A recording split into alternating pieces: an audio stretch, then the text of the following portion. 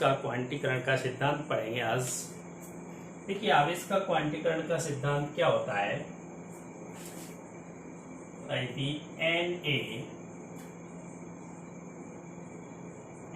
Plus E, यानी जब कोई वस्तु इलेक्ट्रॉन देती है तो उस पर धनावेश होता है, और जब कोई वस्तु इलेक्ट्रॉन ग्रहण करती है तो उस पर ऋण आवेश। पहली बात। अब देखिए यहाँ पे क्या है, मान लिया कोई वस्तु है, ये एक वस्तु मान ली,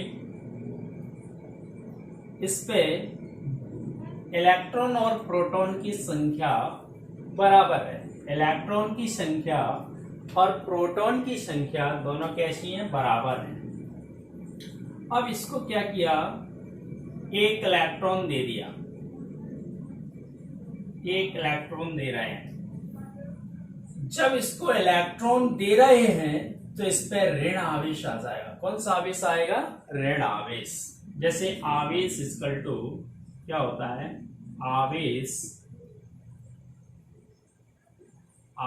बराबर क्या होता है, माइनस, इलेक्ट्रॉन देंगे तो माइनस एक इलेक्ट्रॉन का आवेश,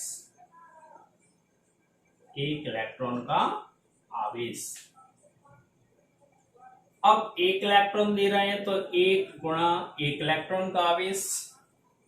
जब इसको दो इलेक्ट्रॉन देंगे तो दो गुणा एक इलेक्ट्रॉन का आवेश। जब इसको तीन इलेक्ट्रॉन देंगे तो तीन गुणा एक इलेक्ट्रॉन का आवेश। यदि इसको n इलेक्ट्रॉन देंगे, कितने इलेक्ट्रॉन, n इलेक्ट्रॉन। समझ में आ रहा है ना, यानी एक इलेक्ट्रॉन दिया तो एक गुणा एक इलेक्ट्रॉन का आवेश, दो इलेक्ट्रॉन दिए तो दो गुणा एक इलेक्ट्रॉन का आवेश। जब इसको तीन इलेक्ट्रॉन दिए तो तीन गुणा एक इलेक्ट्रॉन का आवेश। और जब इलेक्ट्रॉन, इस पे इलेक्ट्रॉन और प्रोटॉन की संख्या भी कैसी है, बराबर। अब क्या कर रहे हैं, इससे एक इलेक्ट्रॉन बाहर निकाल रहे हैं, एक इलेक्ट्रॉन क्या कर रहे हैं, बाहर निकाल रहे हैं। तो आवेश क्या होगा, आवेश इसका टू क्या होगा, प्लस। जब इलेक्ट्रॉन बाहर निकालते तो प्लस आता है, कौन सा साइन आएगा, प्लस। जब इलेक्ट्रॉन दे रहे हैं तो कौन सा साइन आता है, माइनस। यानी जब इलेक्ट्रॉन ग्रहण, यानी क्या कर रहा है, देखिए यहाँ पे ये इलेक्ट्रॉन का क्या कर रहा है, त्याग कर रहा है, यानी Na क्या कर रहा है, त्याग, तो प्लस यानी धनावेश होगा।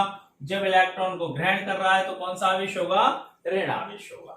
अब ऐसे ही यहाँ पे क्या है, यानी एक इलेक्ट्रॉन बाहर निकाल रहे हैं तो आवेश इक्वल टू क्या होगा, प्लस एक इलेक्ट्रॉन का आवेश। अब देखिए प्लस कितने इलेक्ट्रॉन निकाल रहे हैं, एक, तो एक गुणा एक इलेक्ट्रॉन का आवेश। अब यहां से दो इलेक्ट्रॉन निकाले बाहर तो दो गुणा एक इलेक्ट्रॉन का आवेश। अब यहां से तीन इलेक्ट्रॉन निकालेंगे तो तीन इंटू एक इलेक्ट्रॉन का आवेश।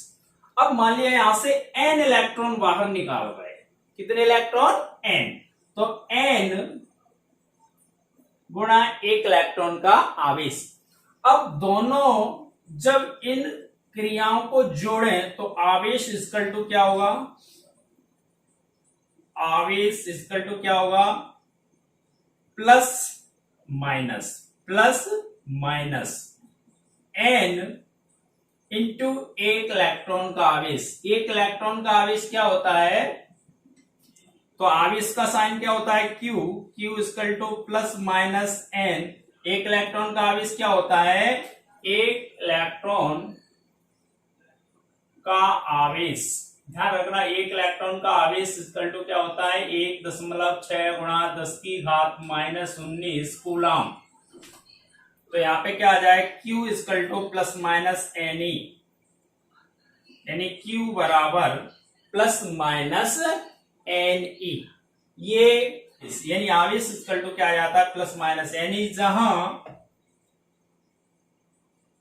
जहां n equal to 1 2 3 4 dot dot dot dot अनंत, यानी एन का मान होता है वो कहां तक जाता है, इनफाइनिटी तक। यानी समझ में आ रहा है ना, यानी Q बराबर प्लस माइनस किसी वस्तु पर आवेश इलेक्ट्रॉन के आवेश का पूर्ण गुणज होता है।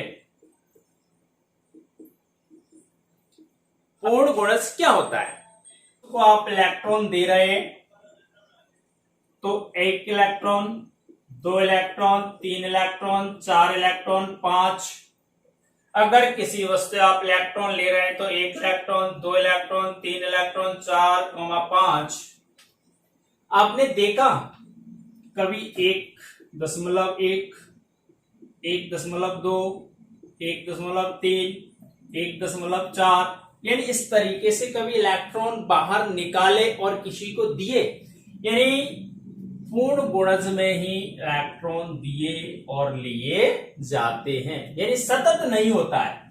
यानी जो आवेश, यानी किसी वस्तु पर आवेश इलेक्ट्रॉन के आवेश का पूर्ण गुणज होता है, यानी सतत नहीं होता है, कंटिन्यूअस फंक्शन नहीं होता है। इसी को क्या बोलते हैं, आवेश का क्वांटीकरण कहा जाता है। यही आवेश का क्या है, सिद्धांत है।